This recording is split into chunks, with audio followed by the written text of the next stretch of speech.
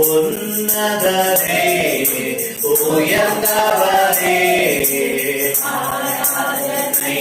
உமக்கே உன்னதரே உயர்ந்தவரே ஆராதனை உமக்கே பரிகாரியே பரிகாரியே ஆராதனை உமக்கே பரிகாரியே பரிகாரியே ஆராதனை உமக்கே ஆராதனை ஆராதனை அப்பா அப்பா உங்களுக்கு ஆராதனை ஆராதனை அப்பா அப்பா உங்களுக்கு Hallelujah. We worship you, Jesus. நம்முடைய வீட்டின் பிரகாரங்களிலே நாங்கள் வந்திருப்பது, கூடியிருப்பது, உம்முடைய ரத்தத்தால் நாங்கள் கழுவப்பட்டிருப்பது வெளியே துதிக்கிறோம் கர்த்தாவே. ஏனென்றால் நீர் எல்லா புகழ் Jesus, hallelujah. ஆராதனைக்குரியவர், ஆராதனைக்கு பாத்திரர். Thank you, Jesus. Praise you, Jesus, hallelujah. Thank you, Father. நம்மை ஆராதிக்கிற ஜனங்களை தேவன் நடத்துவார். நம்மை ஆராதிக்கிறவர்களை கர்த்தர் வழி நடத்துகிற தேவனாய் இருக்கிறார். இந்த மாதிரி நேரத்தில் தேவன் உன்னை அருமையாய் நடத்த போகிறார் என்று நான் விசுவாசிக்கிறேன். இதுவரைக்கும் நடத்தி வந்திருக்கிறார், இனிமேல் இன்னும் ஆச்சரியமாய் நடத்த போகிறார். Hallelujah. Oh, wonderful Jesus. இன்றைக்கு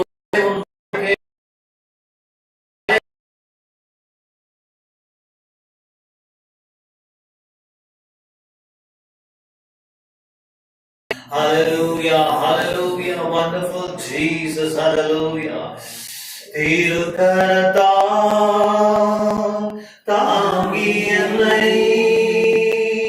திருசித்தம் போல் நடத்திடுவே, குயவன் கையில் களிமண்ணா அனுதினம் நீ உவனைந்திடுவே, குயவன் கையில் களிமண்ணா அனுதினம் நீ உவனைந்திடுவே, ஆழ்கடலில்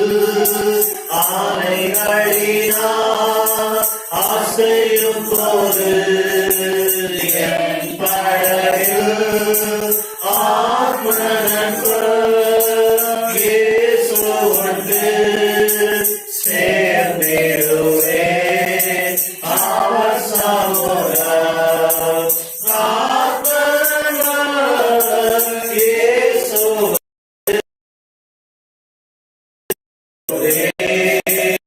அவர் சமூகம்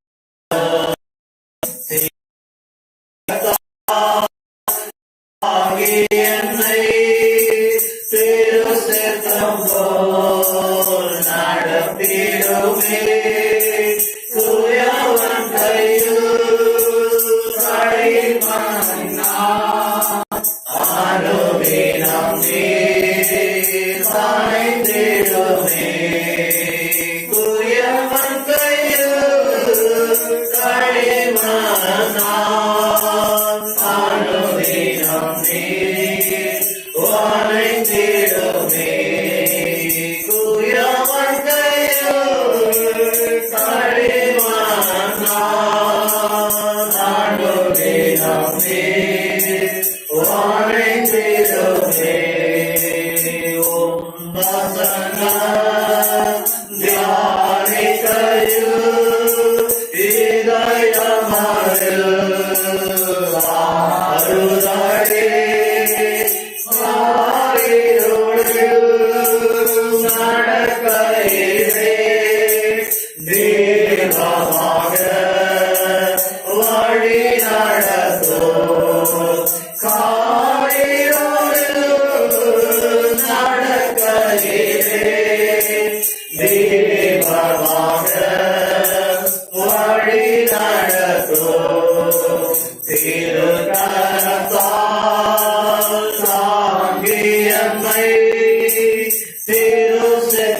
போல் நடத்திடுமே தூயவன் கையில்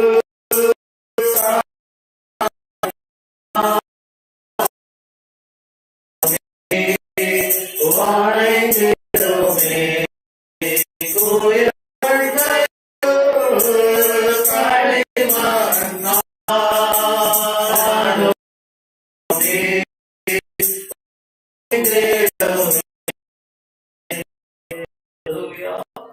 என்னை நடத்தும் ஆண்டவரே, என்னை நடத்தும் ஐயா, உம் வழிகளில் என்னை நடத்தும் அப்பா. உம்முடைய ஆண்டவரே வழிகளில் என்னை நடத்தும். இந்த வாழ்க்கை பிரயாணத்திலே நான் திசை கெட்டு போய்விடாதபடிக்கு என்னை உம் பாதைகளில் நடத்தும் ஆண்டவரே. ஓ, அது மகிமையாய் முடியும் என்பதை நாங்கள் அறிந்திருக்கிறோம். அது மேன்மையான பாதை என்பதை நாங்கள் உணர்ந்திருக்கிறோம் கர்த்தாவே. எங்களுடைய பாதைகள் எல்லாம் மரணம், கெட்ட முடிவுகள் தான். ஆனால் உங்களுடைய பாதையின் முடிவோ ஆசீர்வாதம்.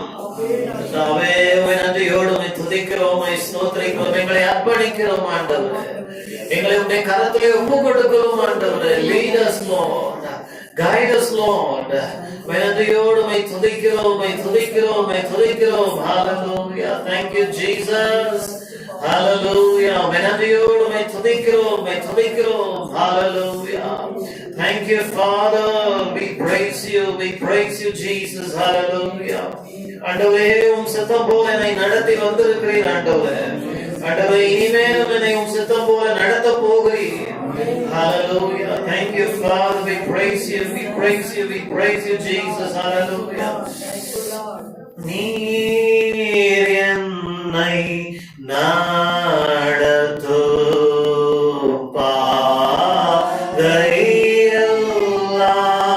பாதையெல்லாம் மென்யேட்டு ஏணி போல் விளங்குமா தூரரை பாரே. ஓ ஆண்டாய் தேவனே, ஓ ஆண்டாய் தேவனே, நான் சேரவே தாசன் யாக்கோபை போல் காலத்து காற்று கல்லின் மேல் நான் துயில்கையில் எந்த நாவீரே ஓ நான் சேர்வேனே நான் சுமந்து நாடவே ஓ ஆண்டாய் தேவனே, நான் சேர்வேனே. Nearer, my God, to thee, nearer to thee, though it be a cross that praiseth me, still all my song shall be nearer, my God, to thee, nearer, my God, to thee, nearer to thee. உமண்டை எங்களை கிட்டி சேர்க்கும் இரவாக இதை மாற்றும் அப்பா. உலகத்தில் எங்களை அன்பிலிருந்து பிரிக்கும் சக்திகள் அநேகம் இருக்கிறது, எதிர்ப்புகள் அநேகம் இருக்கிறது. ஆனால் அதுவே help us Lord to draw nearer. இன்னும் மண்டை கிட்டி சேர இந்த மாலை நேரத்தில் உடைய வார்த்தைகளை எங்களை கிட்டி எழுப்புவதாக. வார்த்தை வல்லமையோடும் அதிகாரத்தோடும் புறப்பட்டு வரட்டும். தாசன் யாக்கோவை நடத்தினது போல எங்களையும் நீர் இனிமேல் நடத்த போகிறீர்.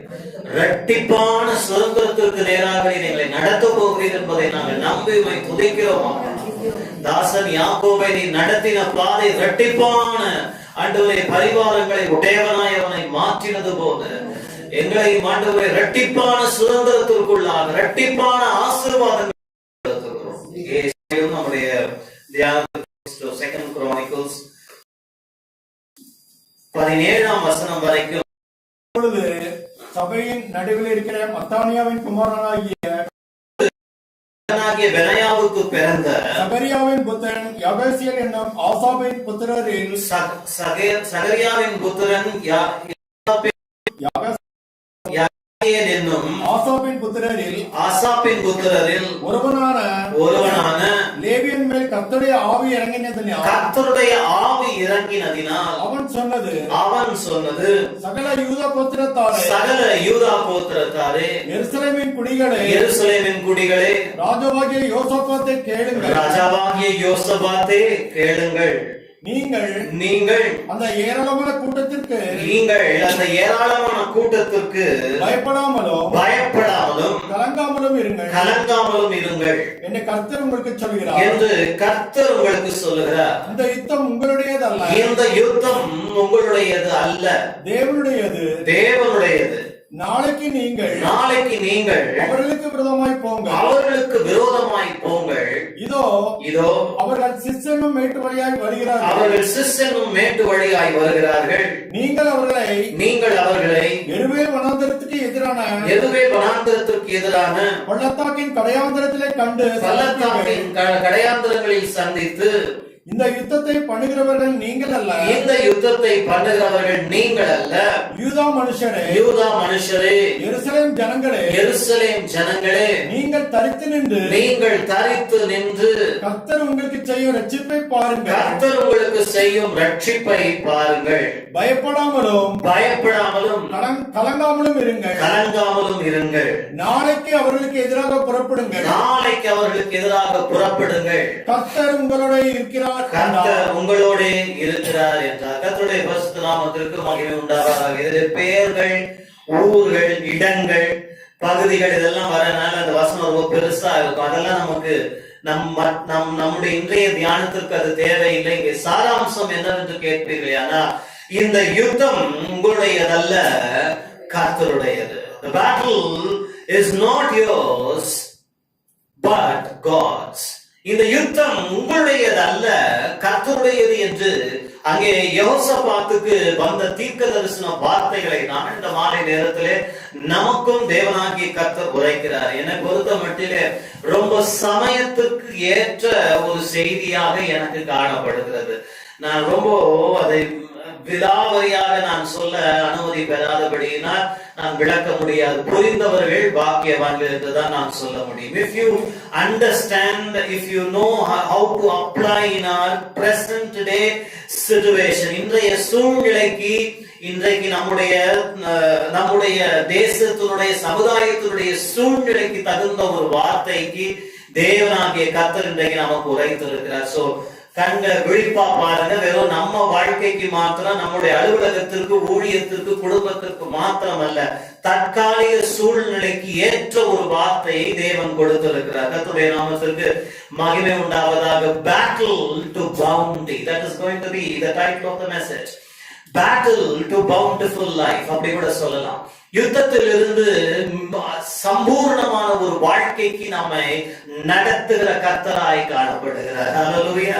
எத்தனை பேருடைய வாழ்க்கை இந்த யுத்த களமா இருக்கிறது? என்னுடைய வாழ்க்கை யுத்த களமா தான் இருக்கு. எல்லாருடைய மனுஷனா பிறந்தா எல்லாரும், நீங்க விசுவாசியா இருந்தாலும் சரி, விசுவாசியா இல்லாம இருந்தாலும் சரி, கிறிஸ்துவ அறிந்தாலும் சரி, அறியாவிட்டாலும் சரி, வாழ்க்கை என்பது போராட்டம் தான். ஆனால் நீதிமானுக்கு கர்த்தர் துணை நிற்கிறார். நீதிமானோடு இருந்து கர்த்தர் அவன் எல்லாவற்றிலும் இருந்து தப்புவிக்கிற, விடுதலை பண்ணுகிற கர்த்தராய் காணப்படுகிறார். அதுதான் நமக்கும் அஞ்ஞானிகளுக்கும் இருக்கிற வித்தியாசம். எல்லாருக்கும் பிரசங்கிற ஒரே கன்க்ளூஷன் தான், சூரியனுக்கு கீழே புதிதானது நூதனமானது ஒண்ணுமே கிடையாது. சூரியனுக்கு கீழே எல்லாருக்கும் எல்லாம் ஒரே விதமாக சம்பவிக்கும்.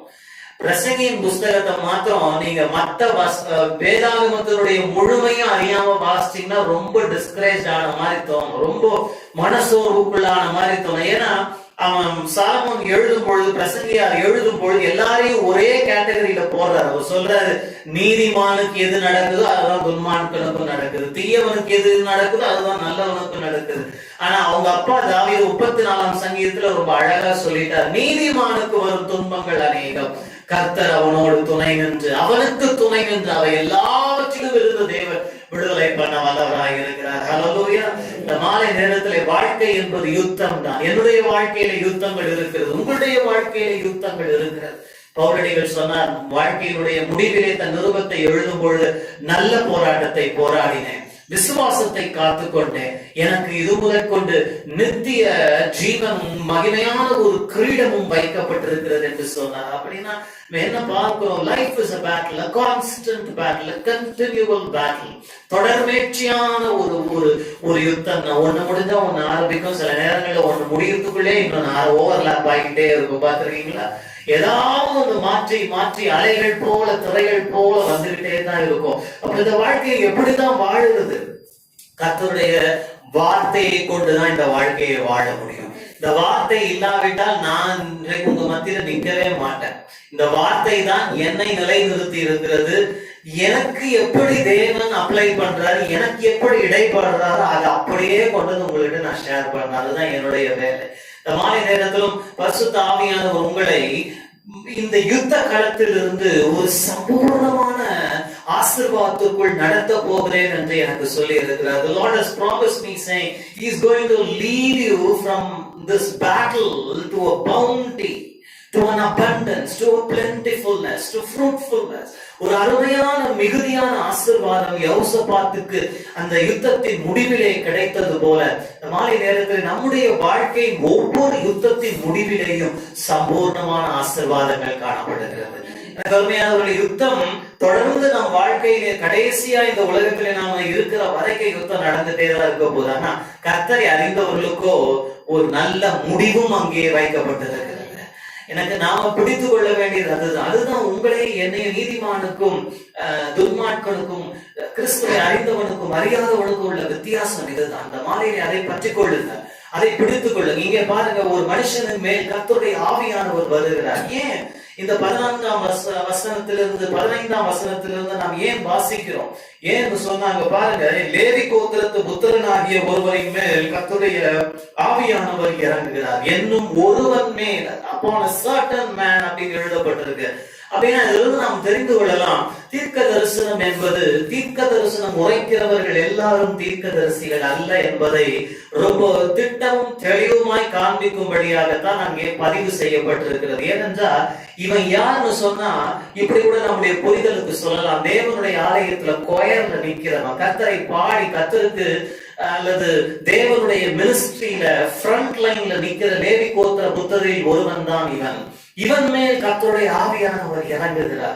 இவன் மேல் இறங்கி கர்த்தர் தேசத்து ராஜாவுக்கு, தேசத்து அதிபதிகளுக்கு, தேசத்து ஜனங்களுக்கு ஒரு இக்கட்டான சூழ்நிலையிலே ஒரு அருமையான தீர்க்க தரிசனத்தை தேவன் உரைக்க செய்கிறார். இதுல இருந்து 2 காரியங்களை நாம் கற்றுக்கொள்ள முடிகிறது. 2 பாசிட்டிவான விஷயம் என்ன தெரியுமா? ஒன்று, உங்களையும் என்னையும் தேவன் அப்படி பயன்படுத்த முடியும். நீங்கள் விசுவாசிப்பீர்களே, ஆனால் உங்களை தேவன் ராஜாக்களுக்கு முன்பதாக கொண்டு போய் நிறுத்த தேவன் வல்லவராக இருக்கிறார். You may not be a prophet, you may not be called to be in the office of a prophet or a prophetess, but yet in the last days, இந்த கடைசி நாட்களிலே மாம்சமான யாவர் மேலும் என் ஆவியை ஊற்றுவேன், ஆனாலும் குமாரரும் குமாரத்திகளும் தீர்க்க தரிசனம் சொல்லுவார்கள் என்று சொன்ன வார்த்தையின்படியே நான் சொல்லுகிறேன், யோசபாத்தின் நாட்களிலே பல நூற்றாண்டுகளுக்கு முன்பதாக அப்படி நடக்க முடியுமே. ஆனால் நாம் வாழ்ந்து கொண்டிருக்கிற கடைசி காலத்துல தேவன் உங்கள் மேல் தன்னுடைய ஆவியை ஊற்றுவார். இக்கட்டான சூழ்நிலையிலே தவித்துக் கொண்டிருக்கிற ஜனங்களுக்கு தேவன் உன்னை ஆசீர்வாதமாய் கொண்டு போய் நிறுத்த போகிறார். நீங்க சொல்லலாம், என் வாழ்க்கையே யுத்த காலமா, என் வாழ்க்கையே பேட்டிலா இருக்குது. எனக்கு அருமையான தேவனுடைய பிள்ளைகளே, நீங்க பல விதமான பிரச்சனைகள் இருக்கும் பொழுதுதான் கர்த்தர் உங்களை மற்றவர்களுக்கு ஆசீர்வாதமாய் கொண்டு போறதை நம்ம பார்க்க முடியும். அது ஏன்னு கேட்காதீங்க, எனக்கும் தெரியாது, யாருக்கும் தெரியாது. Most of the times when you are in a desperate situation, God leads you to be a blessing to another person. யோபுவினுடைய வாழ்க்கையை பாருங்க. அவனுடைய வாழ்க்கையிலே அவனே சிறையிருப்பிலே அவனே எல்லாவற்றையும் இழந்தவனாய் உட்கார்ந்து கொண்டிருக்கிறான். ஆனால் அவனுடைய சிநேகிதர்களுக்காக அவன் ஊழியம் செய்யும்படி, ஜெபிக்கும்படி கர்த்தர் அவனை வழி நடத்துகிறார். இந்த மாதிரி நேரத்தில் உன்னையும் தேவன் எடுத்து பயன்படுத்த தேவன் வல்லவராய் இருக்கிறார். நீ சொல்லலாம், நான் தீர்க்கதரிசி அல்ல, வேண்டாம், அவசியம் இல்லை, நீ இருக்கணும்னு அவசியம் இல்லை. அதற்கேற்ற அழைக்கப்பட்டவர்கள் வேற கேட்டகரி.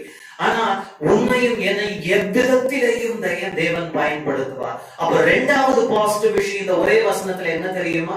நீ என்ன செய்து கொண்டிருக்கிறாய் என்பது ஆண்டவருக்கு முக்கியம் அல்ல. அல்லது இப்படி கூட சொல்லலாம், உன்னுடைய பின்னணி உன்னை தேவன் பயன்படுத்தாதபடிக்கு தடை பண்ண முடியாது. நீங்க சொல்ல, நான் இந்த லைன்ல தான், நான் பாட்டு தான் பாடுவேன், நான் வர்ஷிப் தான் பண்ணுவேன், நான் தெரு பிரசங்கம் பண்ண, அல்லது நான் மற்றவர்களுக்காய் ஜெபிப்பேன், இப்படி இந்த மாதிரி ஹாஸ்பிட்டல் மினிஸ்ட்ரி பண்றேன், ட்ராக்ஸ் மினிஸ்ட்ரி பண்றேன். நீங்க கர்த்தர் அழைத்த காரியங்களை, நீங்க ஹவுஸ் லிஸ்டிங், இப்படி பலவிதமான காரியங்களை நீங்க செய்து கொண்டிருக்கலாம், தவறு இல்லை. ஆனா நான் இந்த முதல் வசனத்தின் மூலமாய் கர்த்தர் காண்பிக்கிற இரண்டாவது பாசிட்டிவ் விஷயம் என்ன தெரியுமா? நீ இன்றைக்கு எந்த லைன்ல இருந்தாலும் கர்த்தர் உன்னை வேற விதத்திலே தேவன் பயன்படுத்தி தன் நாமத்தை மகிமைப்படுத்தவும் உன்னை பிறகு ஆசீர்வாதமாய் மாற்றவும் தேவன் வல்லவரா இருக்கிறார். பாருங்க, இவன் ஆண்டவரே நான் லேவி கோத்திரத்தாளு, நான் தீர்க்கதரிசி இல்ல, என் மூலமாலாம் வேண்டாம் நம்ம சொல்ல பாருங்க. Make yourself available. ஆண்டவருக்கு உங்களை விட்டு கொடுங்கள், இதோ அடியேன் என்று சொல்லுங்க. பல நேரங்கள்ல இந்த அழைப்பு என்ற ஒரு கேட்டகரியில போய் சிக்கி கொள்றோம். எனக்கு என்ன அழைப்பு, எனக்கு என்ன அழைப்பு, கர்த்தரை தெரியப்படுத்துவார். நான் என்ன சொல்லணும், தெரியும் வரைக்கும் கர்த்தர் உங்களை எதற்காக அழைத்தார் என்பதை நீங்கள் கண்டுபிடிக்கும் வரைக்கும் உங்களை என்னத்துக்கெல்லாம் பயன்படுத்தட்டுமே இல்லையா? ஆண்டவர் என்ன பார்த்து எனக்கு தேவன் கற்றுக் கொடுத்த விஷயங்கள் அப்படிதான். Do you want to be used by me? நீ என்ன பயன்படுத்தப்பட வேண்டும் விரும்புறியா? இல்ல டைட்டில் முக்கியமா? யோசிச்சு பாருங்க. நான் அப்போஸ்தலன், நான் தீர்க்கதரிசி, நான் இவாஞ்சலிஸ்ட், இந்த டைட்டில் தலைப்பு முக்கியமா? அல்லது என்னால் பயன்படுத்துகிறது ஆசீர்வாதமா?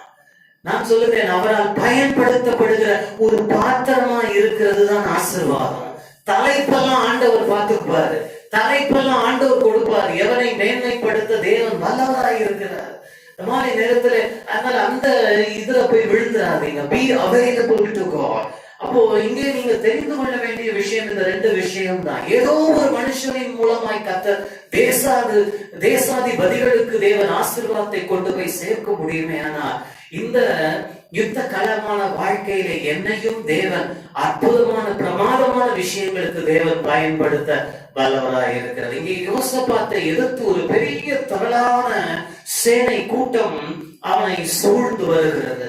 நாம் அதற்குள்ளாக போகிறது மேலோட்டமாய் சொல்லுகிறேன். இவன் ஒரு நல்ல ராஜா. இவனுக்கு முன்பதாய் சாலமோனுக்கு பின்பதாக நடுவிலே நிறைய மோசமான ராஜாக்கள் எழும்பினார்கள். மோசமான அரசாட்சிகள் நடந்து கொண்டிருந்தது.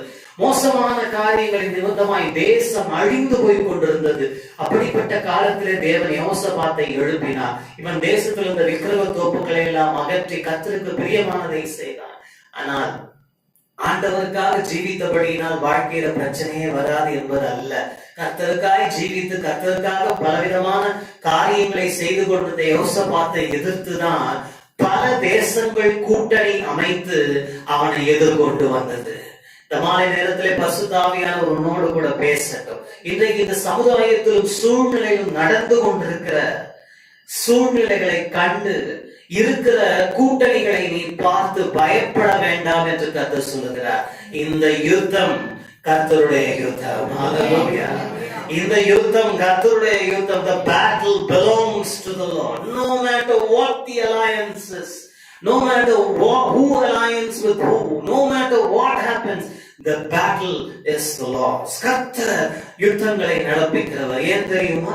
யெகோசபாத்தனை தேவனுக்கு முன்பதாக அர்ப்பணித்தான். ஆண்டவரே, இவ்வளவு திரளான ஒரு கூட்டம் எனக்கு அருமையான தேவனுடைய பிள்ளைகளை, இந்த கடைசி நாட்களில் இந்த சமுதாயத்திலே நடந்து கொண்டிருக்கிற விஷயம் அதுதான்.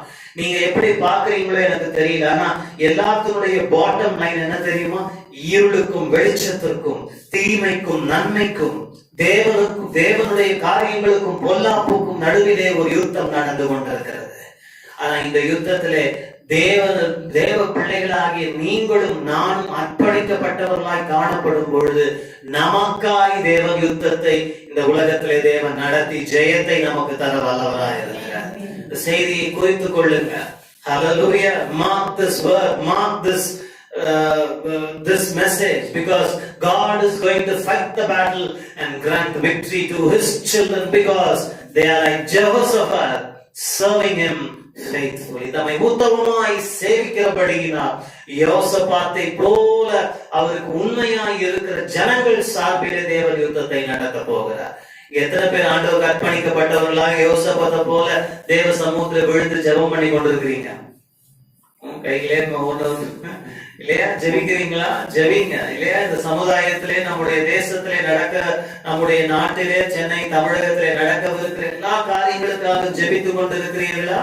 ஜெபிங்க. ஜெபிக்கணும்னு சொன்னோம்னா நிறைய பேர் நீங்க ஒரு பெரிய விஷயமா நடத்துங்க. நீங்க உங்க மனசுல தோன்றப்பெல்லாம் ஆண்டவர்கிட்ட பேசுங்க. அதுதான் ஜெபம். ஆண்டவரே, இந்த காரியங்கள் இப்படியெல்லாம் நடக்குது, அவன்கிட்ட பேசலாம் பாருங்க. ரொம்ப அருமையா இருக்கும் அவனுடைய ஜெபத்தை வாசிக்கிறதுக்கு. ஆண்டவர்கிட்ட போய் பேசலாம். நீர் மகா பெரியவர், சர்வ வல்லவரை, முற்பிதாக்களை எல்லாம் தப்புவித்தீர், விடுவித்தீர், உம்மை போல ஒரு தேவன் இல்லைன்னு ஆண்டவர்கிட்ட பேசலாம். எத்தனை பேர் அப்படி பேசிட்டு இருக்கிறீங்க? ஆண்டவரே, இதெல்லாம் இப்படி நடக்குதேப்பா, எல்லாம் எங்களுக்கு அகேன்ஸ்டா இருக்குது ஆண்டவரே, எல்லாமே இருளும் எல்லாமே மோசமா இருக்குது ஆண்டவரே, ஆனா நீ சர்வ வல்லவர் அப்பான்னு எத்தனை பேர் ஆண்டவர்கிட்ட பேசிட்டு இருக்கிறீங்க? அப்படி பேசுங்க.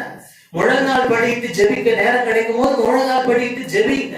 கூடி ஜெபிக்க கிடைக்கும் போது கூடி ஜெபிங்க. நான் வேண்டாம் சொல்லல, ஆனா அதுக்காக நீங்க அப்படிப்பட்ட நேரங்கள் சமயங்களை உங்களால் ஏற்படுத்தி கொள்ள முடியுதுன்னு சொல்லிட்டு ஜெபிக்காமலே இருக்காதீங்க. ஏன்னா pray without ceasing சொல்லப்பட்டிருக்கு. இடைவிடாமல் ஜெபம் பண்ணுங்கள் சொல்லப்பட்டிருக்கு. அப்ப எப்படி வேலைக்கு போறது? எப்படி சமைக்கிறது? எப்படி ஊழியம் பண்றது? அப்படின்னா என்ன? இடைவிடாமல் ஜெபம் பண்ணுங்கள் என்பது அப்படியே ஒரே நிலையிலே ஒரே இடத்திலே இருப்பதல்ல.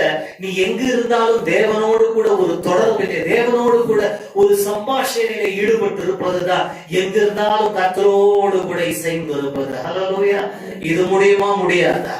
யோசிச்சு பாருங்க. யாராலையும் முடியும். நீ காலேஜ் ஸ்டூடெண்டா இருக்கலாம், ஆபீஸ் ஒர்க்கரா இருக்கலாம், நீ எப்படிப்பட்ட ஒரு காரியம் செய்து கொண்டிருக்கலாம். You can constantly be in communion. இதுதான் புது உடன்படிக்கையின் ஆசீர்வாதத்துல பிரமாதமானது. என்னன்னா, நமக்கு இடம் முக்கியம் அல்ல, நம்முடைய தோரணை பாஸ்டர் ஜெபத்துக்கு முக்கியம் இல்லை. முழங்கால் படிட்டு தான் இருக்கணும்னு அவசியம் இல்லை. நீங்க போயிட்டே இருக்கும், டிராவல் பண்ணிட்டே இருக்கும் போது போகிற வருகிற இடங்களிலே தேவனோடு பேசி கொண்டிருக்கலாம். அப்படித்தான் நம்ம பேசலாம். யோசபாத் அது நிமித்தமாக தான் கர்த்தருடைய ஆவியானவர் இறங்கி இருக்கிறார். நான் மிக ஆழமாய் நம்புகிறேன், ஜெபங்களை எல்லாம் கேட்டு தேசத்திலே தேவன் கர்த்தருடைய ஆவியை மாரியை போல ஊற்றி கொண்டிருக்கிறார். தேவனுடைய மகிமை தேசத்தை நிரப்பிக் கொண்டிருக்கிறது. சில பேரால பார்க்க முடியுதுன்னு தெரியல. உன் கண்களை ஏறெடுத்துப்பா. ஏசாயா சொன்ன தீர்க்க தரிசனங்கள் கடைசி காலத்தில் நிறைவேற துவங்கி இருக்கிறது. பூமி அனைத்தும் மகிமையினால் நிரம்ப போகிறது. பூமி எங்கும் தேவனுடைய வெளிச்சத்தால், அவரை அறியும் அறிவின் வெளிச்சத்தால் நிரம்ப போகிறது. ஆமா, ஒரு பக்கம் மோசமாய் தான் போய்கொண்டிருக்கிறது, ஆனால் மறுபக்கம் தேவன் தன் பிள்ளைகளின் சார்பிலே யுத்தங்களை நடப்பிக்கிறவர். இப்ப நாம வசனத்திற்குள்ள நாம் கடந்து செல்கிறோம். இங்கே வேதம் என்ன சொல்கிறது பாருங்க. அதே 2 நாளாகமத்தின் புஸ்தகம் 20ஆம் அதிகாரத்திலே அங்கே 15ஆம் வசனத்திலே அவன் பார்த்து சொல்லுகிறான், யோசபாத்தை பார்த்து கர்த்தர் சொல்லுகிறார், நீங்கள் இந்த பெரும் திரளினால் திரளான ஜனங்களை கண்டு பயப்படாமலும் கலங்காமலும் இருங்க. அதுதான் முதல் வார்த்தை. From battle to bounty. யுத்தத்தில் இருந்து தொடர்ச்சியான ஆசீர்வாதத்திற்குள் உன்னை நடத்துவதற்கு தேவன் உன்னையும் என்னையும் பார்த்து இந்த தீர்க்க தரிசன வார்த்தை மூலமாய் சொல்லுகிற முதல் காரியம் என்ன? நீங்கள் பயப்படாமலும் கலங்காமலும் இருங்க. அதுவும் எப்படி சொல்றாரு? இந்த திரளான கூட்டத்தை பார்த்து, இன்னொரு விதத்துல சொல்லலாம், திரளான எதிர்ப்பை பார்த்து பயப்படாமலும் கலங்காமலும் இருங்க. Is it humanly possible? No. மனுஷீகமா நம்முடைய மாம்ச பிரகாரமா நமக்கு திரளான எதிர்ப்பு இருந்துச்சுன்னா நாம எல்லாரும் சோர்ந்துதான் போவோம், எல்லாரும் பயந்துதான் போவோம். இல்லை, இப்படி வச்சுக்கலாம். தாவீது கோலியாத்தை பாருங்க இல்லையா? கோலியாத்தை போல ஒரு பிரம்மாண்டமான ஒரு பெரிதான ஒரு எதிர்ப்பு, ஒரு சவால் நம்மை எதிர்கொண்டு நிற்கும் பொழுது பயம்தான் முதல்ல வர ஃபீலிங். நான் பயப்படவே மாட்டேன்னு யாராவது சொன்னாங்க, நம்பாதீங்க. எப்படியாப்பட்டவனுக்கும் பயம் வரும். தாவீதே சொல்றார், நான் பயப்படும் நாளில் கர்த்தாவே உம்மை நம்புவேன். When I am afraid, then I will trust in you. அப்படின்னா fear will come, intimidation will come, பயப்படும் சூழ்நிலைகள் வரும். ஆனா அங்கே நீ என்ன செய்ய போற என்பதுதான் உன்னுடைய வாழ்க்கையை நிர்ணயிக்கும். பயத்துக்கு இடம் கொடுக்க போகிறாயா, அல்லது பயம் வரும் பொழுது கர்த்தரை பற்றி கொள்ள போகிறாயா? தாவீது சொல்லுகிறார், நான் பயப்படும் நாளில் உம்மை நம்புவேன், அல்லது உம்மை பற்றி கொள்வேன். அப்ப இங்கே தீர்க்கதரிசன வார்த்தையாய் அவன் கர்த்தர் யோசபாத்தையும் ஜனங்களையும் எல்லாரையும் பார்த்து சொல்லுகிறார், நீங்கள் பயப்படாமலும் கலங்காமலும் இருங்க. இந்த மாதிரி நேரத்தில் எத்தனை பேர் பயத்தோடும் கலக்கத்தோடும் இந்த வார்த்தையை கேட்டுக்கொண்டிருக்கிறீர்கள் என்று எனக்கு தெரியாது. யோசபாத்துக்கு திரளான எதிர்ப்பு வந்தது. இன்றைக்கு நீங்க எதை பார்த்து பயந்து கொண்டிருக்கிறீங்க? என்ன காரியம் உங்களை கலங்கப்பட்டு கொண்டிருக்கிறது? எனக்கு தெரியாத பரிசுத்த ஆவியானவர் உங்களோடு பேசிக் கொண்டிருக்கிறார். தேவனுடைய வார்த்தை இருபுறமும் கருப்புள்ள பட்டயம். அது உங்களுடைய இருதயத்திற்குள் ஊடுருவி சென்று உங்கள் உணர்வுகளை தனியாய் பிரித்து பார்க்க தெரியும். ஒருவேளை நீங்க அழகா இங்க யாருக்கும் தெரியாமல் வார்த்தையை நீங்க கேட்டுக்கொண்டிருக்கலாமா? உங்க இருதயத்தின் அடியில உங்களுடைய உள்ளான மனுஷரிலே ஒரு இனம் காணாத ஒரு பயம். மேபி வரும் காலங்களை நினைத்து, நடக்க போகும் விஷயங்களை யோசித்து, எதிர்காலத்தை சிந்தித்து நிமித்தமாக ஒரு பயம், ஒரு கலக்கம் உங்களுடைய இருதயத்திலே காணப்படுகிறதா? யோசித்து பாருங்க. இவனுக்கு ஒரு பயங்கரமான எதிர்ப்பு வந்தபடியினால் ஒரு பயமும் ஒரு கலக்கமான ஒரு சூழ்நிலை. இந்த யுத்தகலமான வாழ்க்கையிலே எல்லாரும் இப்படிப்பட்ட பாதையிலே கடந்து செல்வது நிச்சயம். எல்லாருமே இந்த வழியாய் கடந்து செல்லத்தான் போகிறோம் இல்லையா? மரண இருளின் பள்ளத்தாக்கிலே நடந்தாலும் அப்படின்னு சொல்லப்பட்டிருக்கு. அப்படின்னா நாம் அதன் வழியாய் கடந்துதான் போகிறோம். ஆனா அதன் வழியாய் கடந்து அந்த பக்கம் வரவங்க ஒரு சிலர், அதிலேயே மாழ்கிறவர்கள் அநேகர். Are you going to come through or are you going to die midway? That depends on how you approach life. இந்த வாழ்க்கையை எப்படி நீ எதிர்கொள்ள போகிறாய்? ஊடுருவி கடந்து வர போகிறாயா, அல்லது பாதியிலேயே விட்டுவிட போகிறாயா? யோசித்து பாருங்க. அதனால்தான் கர்த்தர் தன்னுடைய வார்த்தையை அனுப்பி உங்களை இன்றைக்கு பலப்படுத்தி கொண்டிருக்கிறார். இன்றைக்கு எவ்விதமான பயம் உங்களை பற்றி கொண்டிருந்தா அது எனக்கு தெரியாது, என்ன பயமானா இருக்கட்டும், அது பொல்லாத பிசாசினிடத்திலிருந்து வருகிறது என்பதை நீங்கள் தெரிந்து கொள்ள வேண்டும். God never gives you fear. God never puts fear in your heart. தேவன் ஒருபோதும் தன் ஜனங்களை பயப்படுத்துகிறவர் அல்ல, பயம் உறுத்துகிறவரும் அல்ல. ஒருவேளை நீங்க உங்களுக்கு இயேசு எப்படி சித்தரிக்கப்பட்டிருக்கிறாரோ எனக்கு தெரியாது. வேதாகவும் சித்தரிக்கும் இயேசு பயமுறுத்துகிறவர் அல்ல, பயந்து கிடக்கிறவர்களையும் பயப்படாதே கலங்காதே என்று சொல்லுகிறவர். அல்லேலூயா. இன்னைக்கு அநேகர் இயேசுவை எப்படி பார்க்கிறாங்கன்னு தெரியல. கர்த்தருக்கு பயப்படும் பயம் வேற. கர்த்தருக்கு பயப்படும் பயம் என்பதையும் தவறான இன்டர்பிரேஷனுக்குள்ள எடுத்துக்கொண்டு போகிறாங்க. பயப்படுகிற பயம் என்பது ஆண்டவர் கிட்ட உன்னை இழுக்கணுமே தவிர, பயம் உன்னை ஆண்டவரை விட்டு தூர போக செய்யுமே. ஆனால் அது கர்த்தருக்கு பயப்படும் பயம் அல்ல. கர்த்தருக்கு பயப்படும் பயம், இங்கிலீஷ்ல அந்த fear என்கிற வேர்டுக்கு awesome reverence or reverence with great awe. அவரை பார்த்து இவ்வளவு பிரம்மாண்டமான தேவன் என்று சொல்லி ஒரு ரெவரன்ஸ், ஒரு ரெவரன்ஷியல் ஃபியர், அதுதான் அதனுடைய உண்மையான அர்த்தம். இன்னைக்கு உன் இருதயத்திலே என்ன விதமான பயம் இருக்கிறது? தேவன் நமக்கு பயமுள்ள ஆவியை கொடுக்கிறவர் அல்ல. அவர் எப்படிப்பட்ட ஆவியை கொடுத்திருக்கிறார் தெரியுமா? நிறைய பேர் அறிந்திருக்கிறீங்க. தேவன் நமக்கு பயமுள்ள ஆவியை தராமல் அன்பும் பலனும் தெளிந்த புத்தியும் உள்ள ஆவியை கொடுத்திருக்கிறார். God has not given us a spirit of fear. He has given unto us a spirit of love, power and of a sound mind. ரோமர் 8ஆம் அதிகாரத்தில் வேதம் சொல்லுகிறது, நீங்கள் திரும்பவும் பயப்படுகிறதற்கு அடிமைத்தனத்தின் ஆவியை பெறாமல் அப்பா பிதாவே என்று கூப்பிடத்தக்கதான புத்திர சுவிகாரத்தின் ஆவியை பெற்றிருக்க. என்ன அர்த்தம் தெரியுமா? அந்த பயத்துக்குரிய விஷ முறிவு அங்க கொடுக்கப்பட்டிருக்கு. உங்க இருதயத்தில் இருக்கிற பயத்தை முறிக்கிறதுக்கு என்னங்க பண்ணணும்? ஒரே விஷயம்தான், ரிலேஷன்ஷிப் வித் காட். பிதாவாகிய தேவனோடு கொள்ளும் உறவு உங்கள் பயத்தை முறித்து போடும். வாசிக்க கேட்டீங்க இல்லையா? அப்பா பிதாவே என்று நோக்கி கூப்பிடத்தக்கதான புத்திர சுவிகாரத்தின் ஆவியை பெற்றிருக்கிறோம். அந்த புத்திர சுவிகாரத்தின் ஆவி என்பது எதை காண்பிக்குதுன்னா, அவர் உன் அப்பா, நீ அவருடைய பிள்ளை. அங்கே பயம் முறிந்து போகிறது. What a marvelous relationship. வேதாகமத்திலே பார்க்கும் பொழுது ஆபிரகாமுக்கு அப்படிப்பட்ட ஒரு ஸ்லாக்கியம் இல்லையே, மோசேக்கு அப்படிப்பட்ட ஒரு ஸ்லாக்கியம் இல்லையே. எலியா ஜெபிக்கிறான். எப்படி ஜெபிக்கிறான் பாத்தீங்கன்னா, எங்கள் முற்பிதாக்களின் தேவனாகிய ஆபிரகாம், ஈசாக்கு, யாக்கோபு என்பவர்களின் தேவனாகிய கர்த்தாவே எங்களை கேட்டவர்களும் ஜெபித்தான். இன்னைக்கு நிறைய பேர் நினைக்கிறாங்க நாமளும் அப்படிதான் ஜெபிக்கிறோம். ஆனா அப்படி ஜெபிக்கிறதுல தப்பு இல்லை. ஆனா இயேசு நமக்கு என்ன ஜெபிக்க கற்றுக் கொடுத்தாரு பாத்தீங்களா? நீங்களும் ஜெபம் பண்ணும் பொழுது பரமண்டலங்களில் இருக்கிற எங்கள் பிதாவே, ஓ ஹெவன்லி ஃபாதர். எலியாவால் அப்படி ஜெபிக்க முடியலங்க. அவரை பயங்கரமான கர்த்தராய் கண்டான், பட்சிக்கிற அக்கினியாய் மோசே கண்டான். ஆனால் நீங்களும் நானும் பயத்திலிருந்து விடுபடுவதற்கு ஆண்டவர் நமக்கு ஒரு உறவை இயேசுவின் மூலமாக ஏற்படுத்தி விட்டு போயிருக்கிறார். ஆகையினால் நாம் அவரை அப்பா பிதாவே என்று கூப்பிடத்தக்கதான புத்திர சுவிகாரத்தின் ஆவியை தேவன் கொடுத்திருக்கிறார். அதுதான் உன் பயத்துக்குரிய முறிவு. இந்த மாலை நேரத்தில் இந்த வார்த்தையை கேட்டுக்கொண்டிருக்கும் பொழுதே கர்த்தர் உங்கள் வாழ்க்கையில் இருக்கிற எல்லா பயத்தையும் திகிலையும் அப்புறப்படுத்துகிறார். வேதம் சொல்லுகிறது, அங்கே மார்க்கு சுவிசேஷம் 5ஆம் அதிகாரத்திலே எதிரு என்கிற ஒரு மனுஷனை பற்றி நாம் பார்க்கிறோம். அங்கே கர்த்தர் அவனுடைய மகளை, வியாதியாய் கிடக்கிறவளை தொட்டு சுகப்படுத்தும்படியாக போகிறதை நாம் பார்க்கிறோம்.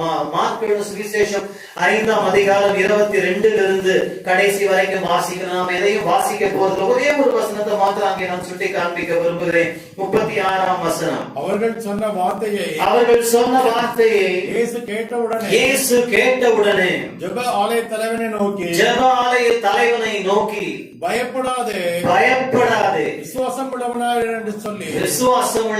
என்று சொல்லி, be not afraid, only believe. எங்க யோசபாத்துக்கும் எவீருக்கும் என்னங்க கனெக்ஷன் நீங்க யோசிக்கலாம். பயம், திகில், கலக்கம், திரளான எதிர்ப்பு. யோசபாத்துக்கு தேசாதிபதிகள் எல்லாம் சேர்ந்து, அண்டை தேசங்கள் எல்லாம் சேர்ந்து அவனை எதிர்கொண்டு யுத்தம் பண்ண வந்தார்கள். overwhelming situations இல்லையா? நம்மை overwhelm பண்ணத்தக்கதாக, அதாவது எப்படி சொல்றோம், நம்மளை மேற்கொள்ளும் சக்திகள் நமக்கு எதிராய் புறப்பட்டு வருகிறது. இங்கே எவீருக்கும் அப்படித்தான் வந்தது. வாழ்க்கை யுத்த பாதையிலே நம்மையும் கூட சில நேரங்கள் அப்படியே மூழ்கடிக்கத்தக்கதான விஷயங்கள் நமக்கு எதிராய் புறப்பட்டு வரும்.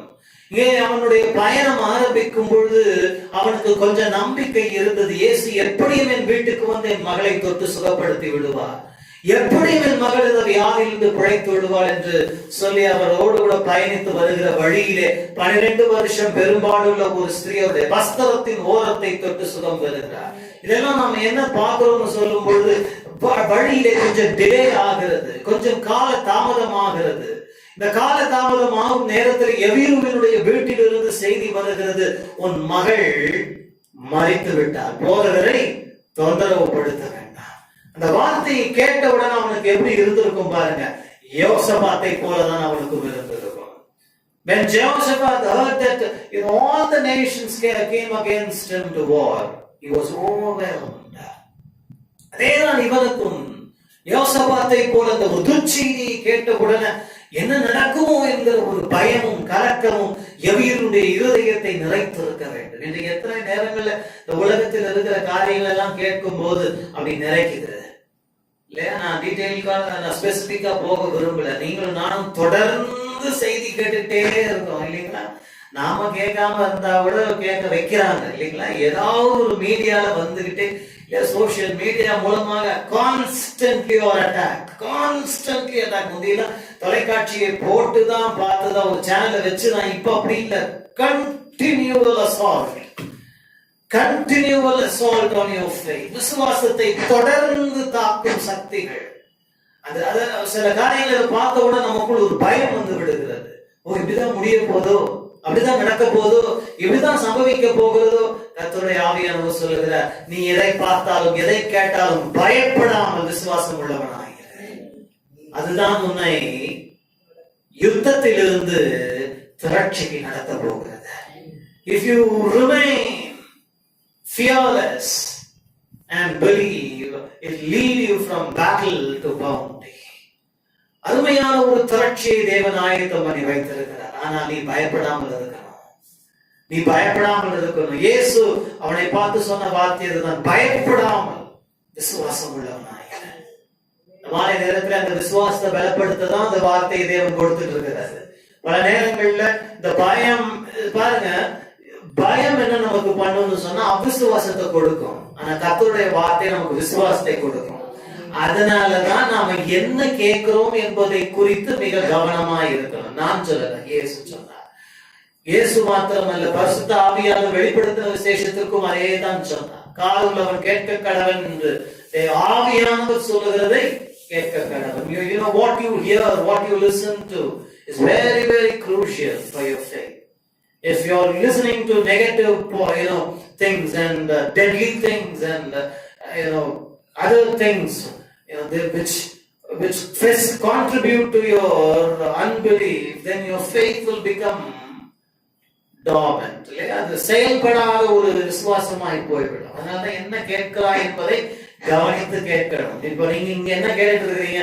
கர்த்தருடைய வார்த்தை, உயிர்ப்பிக்கும் வார்த்தைகளை கேட்டுக்கொண்டிருக்கிறீங்க. இப்ப என்ன நடந்துட்டு இருக்குது உங்களுக்குள்ள? உங்களே அறியாம உங்களுக்குள்ள விசுவாசம் என்ன செய்யப்படுகிறது? உயிர் மீட்சி அடைந்து உயிர்ப்பித்துக் கொண்டிருக்கிறார். அதனால கர்த்தருடைய வார்த்தைக்கு நாம் இவ்வளவு முக்கியத்துவம் கொடுக்கிறோம். எதிர்வே பயப்படாது. இன்னைக்கு எத்தனை பேர் இப்படிப்பட்ட ஒரு சூழ்நிலையில வந்து பயப்படாமல் நின்று, அது போதும், நீ பயப்படாமல் இரு, அது போதும், நான் பார்த்துக் கொள்ளுறேன், நீ பயப்படாமல் விசுவாசம் உள்ளவனாய் இருன்னு சொல்றாரு.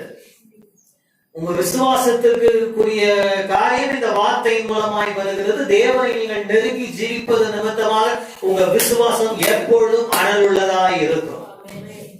அப்ப நீங்க செய்ய வேண்டியது என்னன்னா, பயப்படாம இருக்கிறதுக்கு விசுவாசத்தை எப்படி காத்துக்கொள்ளணும் நீங்க பாத்துக்கணும். இப்ப நான் அதுக்குள்ள நான் போக எனக்கு நேரம் இல்லை. சும்மா ஒரு சில விஷயங்களை நான் உங்களுக்கு சொல்லிவிட்டேன். கர்த்தருடைய வார்த்தை, கர்த்தரோடு கூட நெருங்கின உறவு, இதெல்லாம் உங்க விசுவாசத்தை என்ன பண்ணுகிறது? பலப்படுத்துகிறது. எவிரோடு தேவன் என்ன பண்ணுகிறார்? கடந்து செல்லுகிறார். எங்கே போறார்? அவருடைய வீட்டுக்கு. போன உடனே அங்கே ஆண்டவர் பண்ண வேலையை பாருங்க. அங்கே இருந்து அழுது புலம்புகிறவர்கள் எல்லாம் தேவன் என்ன பண்றாரு? வெளியேற்றுகிறார்.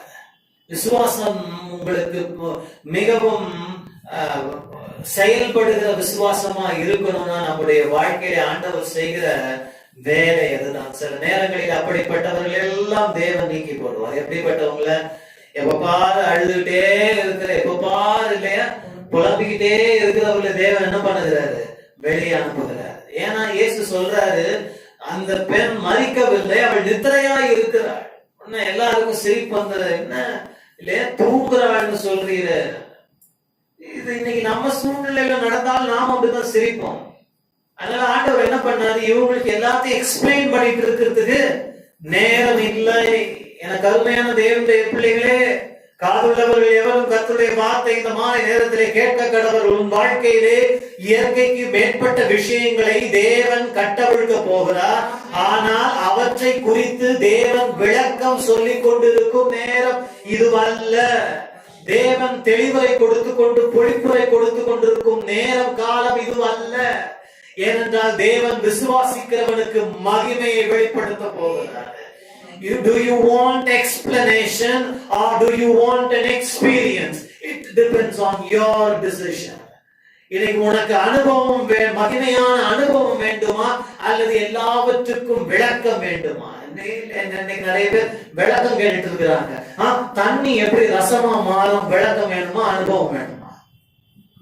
செங்கடல் எப்படி ரெண்டாய் பிளக்கும்? எனக்கு தெரியாது. விளக்கம் வேணுமா அனுபவம் வேண்டுமா? இல்லையா? எப்படி அது நடந்தது? அதுதான் கர்த்தருடைய வல்லமை. ஹல்லேலூயா.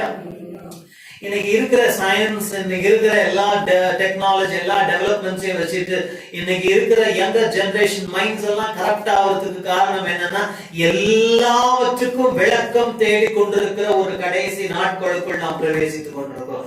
எல்லாத்துக்கும் விளக்கம் கேட்கிறாங்க. அது எப்படி கர்த்தருடைய ஆவியானவர் இறங்கினா என்னமோ பாஷை பேசுறீங்களே, அது எப்படி எனக்கு தெரியாது. ஆனால் அனுபவிக்க முடியுமா? அனுபவிக்க முடியும். Do you want an explanation? I cannot give an explanation. But can you experience it? Yes, if you believe, you can experience it. அது எப்படி பேசுறாங்க எனக்கு தெரியாது, ஆனா பேச முடியுமா? பேச முடியும். அது எப்படி பார்வையற்றவர்கள் பார்வை பெறுகிறார்கள் எனக்கு தெரியாது, ஆனால் நீ விசுவாசித்தால் தேவனுடைய மகிமையை காண்பாய். அது எப்படி மரித்தவர்கள் உயிரோடு எழும்ப முடியும் எனக்கு தெரியாது, ஆனால் விசுவாசித்தால் மரித்தவர்களை தேவன் 4 நாள் ஆனாலும் உயிரோடு எழுப்ப தேவன் வல்லவராய் இருக்கிறார். அது எப்படி துக்கம் சந்தோஷமாய் மாறும், புலம்பல் ஆனந்த கழிப்பாய் மாறும், இரட்டை தேவன் எப்படி மகிழ்ச்சியாய் மாற்றுவார், சாம்பலை எப்படி சிங்காரமாய் மாற்றுவார் எனக்கு விளக்கம் கிடையாது, ஆனால் விசுவாசம் இருக்கிறது. உனக்கு என்ன இருக்குது? You want an explanation for supernatural things, then you are going to sit there while others are going to experience it. I don't want an explanation. எனக்கு தெரிய வேண்டாங்க தண்ணி எப்படி ரசமா மாறும், எனக்கு தெரிய வேண்டிய அவசியம் இல்லை. எனக்கு வேண்டியதெல்லாம் அற்புதம். என் வாழ்க்கையில என் மகள் உயிரோடு எழும்ப வேண்டும், அதுதான் எனக்கு தேவை. அழுது புலம்புகிறவர்களை வெளியே தள்ளு. It's very marvelous. எனக்கு அந்த சத்தியம் ஒவ்வொரு தடவையும் தேவன் பார்க்கும் பொழுது ஒவ்வொரு விதமாய் கற்றுக் கொடுக்கிறார். இந்த மாதிரி இந்த விதமாய் கற்றுக் கொடுக்கிறாரு இல்லையா? இன்னைக்கு உன் வாழ்க்கையிலும் கூட ஃப்ரெண்ட்ஸ் இருக்கலாம், ரிலேஷன்ஷிப்ஸ் இருக்கலாம், எல்லாத்தையும் அவங்க கிட்ட விளக்கிட்டு இருக்க முடியாது. சில நேரங்கள்ல கேட்பான், அது கர்த்தரும் சத்தத்தை கேட்டேன்னு சொல்றீங்களே, கர்த்தர் பேசினாருன்னு சொல்றீங்களே, இது எப்படி? எனக்கு தெரியாதுங்க, எனக்கு தெரியாது, உண்மை எனக்கு தெரியாது. பைபிள்ல விளக்கம் இருக்க விளக்கம் இல்லை, ஆனா கேட்க முடியும்னு சொல்லப்பட்டிருக்க. யோவான் 10:27 வேதம் சொல்லுகிறது, என் ஆடுகள் என் சத்தத்திற்கு கேட்கும், என் சத்தத்திற்கு செவி கொடுக்கும் என்று சொல்லி இருக்கிறது. அவருடைய மெல்லிய சத்தம் பேசுகிறது என்பது எனக்கு தெரியும், உங்களுக்கும் தெரியும், நீங்களும் பலரை அனுபவித்திருக்கிறீர்கள். எப்படின்னு தெரியாது, அதனாலதான் ஆண்டவர் வெளியேற்றிட்டாரு. இன்றைக்கு கர்த்தர் உன் வாழ்க்கையில என்ன செய்ய போறாரு எனக்கு தெரியாது. கூட எல்லா சீஷர்களையும் கூட்டிட்டு போகல, நமக்கு எல்லாரையும் கூட்டிட்டு போகணும். என்னுடைய ஆசையும் எல்லாரையும் கூட்டு போகணும். ஆனா சில நேரத்துல எல்லாரையும் கூட்டு போக முடியாது. வாழ்க்கையில அடுத்தடுத்த லெவலுக்கு சில நேரங்கள்ல பேதுருவும் யோவானும் யாக்கோபையும் மாத்திரம்தான் தேவன் கூட்டி கொண்டு போனார். பல தருணங்கள் நீங்க வேதாகமத்தை தெளிவாய் வாசித்து பாருங்க. மறுரூப மலையின் மேல் எல்லாரையும் கூட்டிட்டு போக பல தருணங்களிலே தன் சீஷர்களிலேயும் கூட சிலரை பிரித்தெடுத்து கூட்டிக் கொண்டு போனார். ஏன்? ஒவ்வொருவருடைய விசுவாச வளர்ச்சிக்கு தகுந்தாற் போல்தான் தேவன் கிரியை செய்ய முடியும். காதுள்ளவன் கேட்க கடவன், விசுவாசம் உள்ளவனாகிறது. விளக்கத்தை எதிர்பார்க்காத. வாழ்க்கையே விளக்கம் கிடையாது. வாழ்க்கை என்பது தேவனுடைய வல்லமையை கொண்டு நாம் வாழும் பொழுது அதிலே அற்புதமான காரியங்களை அனுபவிக்க போகிறோம். ரொம்ப அருமையா இருக்கிற மகளை போய் தொட்டா தளித்தாகுமே என்று சொன்னார். அப்படி என்றால் சிறுபெண்ணே எழுந்தாளா? வெளியே இருந்தவங்களுக்கு கூட்டிக் கொண்டது எவ்வளவு அதிர்ச்சியா இருந்ததோ, அதே போல கர்த்தர் உன் வாழ்க்கையிலே செய்ய போகும் இயற்கைக்கு மேற்பட்ட அபாரமான அற்புதங்கள் உன்னை சுற்றி இருக்கிறவர்கள் அதிர்ந்து போக போகிறார்கள். அதுதான் சரியான வார்த்தை. People are going to be astounded by the supernatural works in your life. Astounded. அதிர்ந்து போக போகிறார்கள். யார்? ஏன்? உன் மகள் ஆண்டவர் உயிரோடு எழுப்ப போறாரு. உன் மகன தேவன் உயிரோடு எழுப்ப போகிறார். இது உன் பிள்ளைகளை குறித்த விஷயமாய் இருக்கலாம், உன் காரியமாய் இருக்கலாம். உன் பிள்ளைகளை குறித்த காரியத்தை நிமித்தமாய் இந்த மாலை நேரத்தில் நீ கலங்கி பயந்து கொண்டிருக்கலாம். அவர்களை குறித்து தேவன் திடுக்கிடும் செயல்களை செய்ய போகிறார். திடுக்கிட வைத்தார். வெளியே கூட்டம் எப்படி இருந்தாலும் யோசிச்சு பாருங்க. சீனை பார்க்கணும்னு ரொம்ப ஆசை இல்லையா? கேசட் இதுல இல்ல, சிடில இல்ல இல்லையா? அந்த மாதிரி ஒரு அனுபவபூர்வமான இல்லையா, ஒரு ஆவியிலே அதை காண விரும்புகிறது. எப்படி இருந்திருக்கும் அந்த தருணம்? அவங்க முகத்தெல்லாம் பார்க்கணும்னு எனக்கு ஆசை இல்லையா? வெளியில இருந்தவங்க கிண்டல் பண்ணவங்க, கேலி பண்ணவங்க முகம்லாம் எப்படி இருந்திருக்கும்? அப்படியே இருந்திருப்பாங்க, வாயெல்லாம் பொழந்து இருக்கும் இல்லையா? அதுதான் நம்முடைய வாழ்க்கையிலும் நடக்க போகுது. மறுபடியும் 2 நாளாகமத்தின் புஸ்தகம் 20ஆம் அதிகாரத்துக்கு வாங்க. 14ஆம் வசனத்தை வாசிக்க போகிறோம். Tomorrow go ye down against them. Behold, they come up by the cliff, and ye shall find them at the end of the brook before the wilderness. 16ஆம் வசனம். நாளைக்கு நீங்கள் அவர்களுக்கு விரோதமாய் போங்கள். போதும், அதுவே போதும். அவர்களுக்கு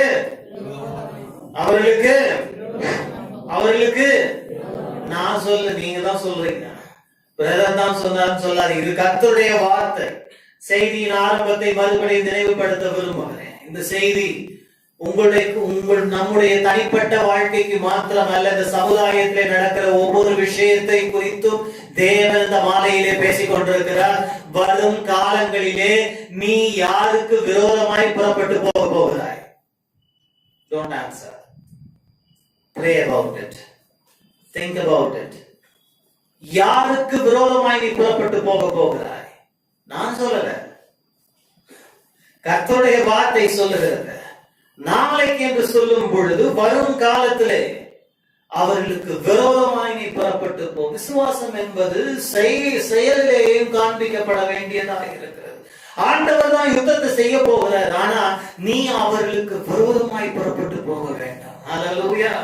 சமாதானத்தின் தேவன் தான் சாத்தானை உங்கள் கால்களின் கீழ் சீக்கிரமாய் நசுக்குவார் என்று ரோமர் 16:20 வேதம் சொல்லுகிறது. இன்றைக்கு அநேகர் நினைக்கிறாங்க, இல்லையா, நாம எதுவுமே செய்ய வேண்டாம். இல்ல, நீ உன்னுடைய எதிர்ப்பை பதிவு பண்ண வேணும். நீ உன்னுடைய எதிர்ப்பை காண்பிக்க வேண்டும். நீ உன் கையிலே கொடுக்கப்பட்டிருக்கிற பொறுப்பை, உத்தரவாதத்தை நீ செயல்படுத்த வேண்டும். சபையே, நீ காண்பிக்க வேண்டும். திருச்சபை மக்களே, இந்த மாலை நேரத்தில் பரிசுத்த ஆவியானவர் உன்னோடு கூட பேசிக் கொண்டிருக்கிறார். எனக்கும் இதற்கும் சம்பந்தம் இல்லை. நான் ஏதோ ஒரு உலகத்துல இருக்கிறேன்னு சொன்னா நீ உப்பு ஜாடி கிறிஸ்தவன். ஜாடிக்குள்ள இருக்கும்படி தேவன் நம்மை அழைக்கவில்லை. உப்பு எல்லா இடத்திலும் காணப்பட வேண்டும். இருளை ஒரு கோலைக்குள் வைத்து மறைத்து விட தேவன் இருளை வைக்கவில்லை. அதை கொளுத்தி தண்டின் மேல் வைப்பான். பார்க்கிற எல்லாருக்கும் வெளிச்சம் உண்டாக வேண்டும். இன்றைக்கு உன் விசுவாசம், என் விசுவாசம், நீங்களும் நானும் கர்த்தரை விசுவாசிக்கிறோம், கர்த்தரை ஏற்றுக்கொண்டோம், கர்த்தருக்காய் வாழ்கிறோம், ஊழியம் செய்கிறோம். ஆனால் இந்த உலகத்திலே கர்த்தர் நமக்காக நம் சார்பிலே சில விஷயங்களை செய்ய வேண்டுமே. ஆனால் நீ புறப்பட்டு போக வேண்டும். வரும் காலங்களிலே நீ புறப்பட்டு போய் விரோதமாய் நீ எதிர்கொண்டு புறப்பட்டு போக வேண்டும் கர்த்தருடைய நாமத்தினாலே. அப்பொழுது கர்த்தர் உன் சார்பிலே வெற்றி கொடி ஏற்றுவதை நீ காண்பாய். Are you ready for that? Come on, get out of your salt shaker and into the world.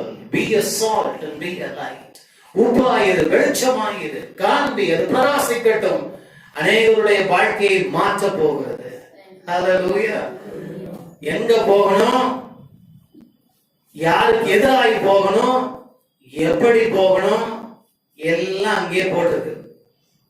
செய்தி முடிஞ்ச பிறகு என்ன வந்து கேட்காதீங்க. 2வது பாயிண்ட் ஏதோ சொன்னீங்களே, என்ன சொன்னீங்கன்னு கேட்காதீங்க. நான் எக்ஸ்பிளனேஷன் கொடுக்க மாட்டேன். That's not my job.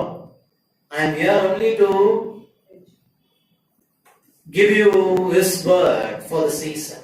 சமயத்திற்கேற்ற வார்த்தை கொடுப்பதற்காகத்தான் தேவன் என்னை அழைத்திருக்கிறார். இது ப்ரீமெடிடேட்டட் மெசேஜ் கிடையாது.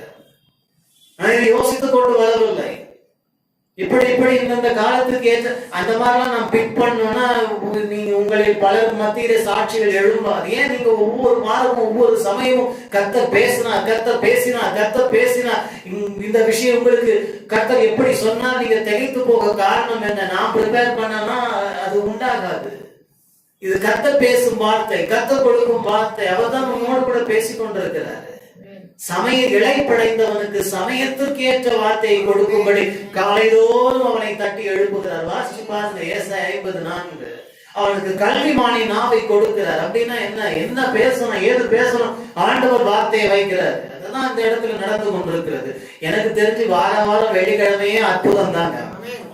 அற்புத கூட்டம் தான் இங்கே நடந்து கொண்டிருக்கு. உங்கள் மத்தியிலே எழுவும் சாட்சிகள், உங்கள் மத்தியிலே எழுவும் காரியங்களை நான் கேள்விப்படும் பொழுது உங்களுக்காக நான் தேவனை ஸ்தோத்திரிக்கிறேன். கர்த்தர் நடப்பிக்கும் செயல்கள் அவ்வளவு மகத்துவமாய் இருக்கிறது.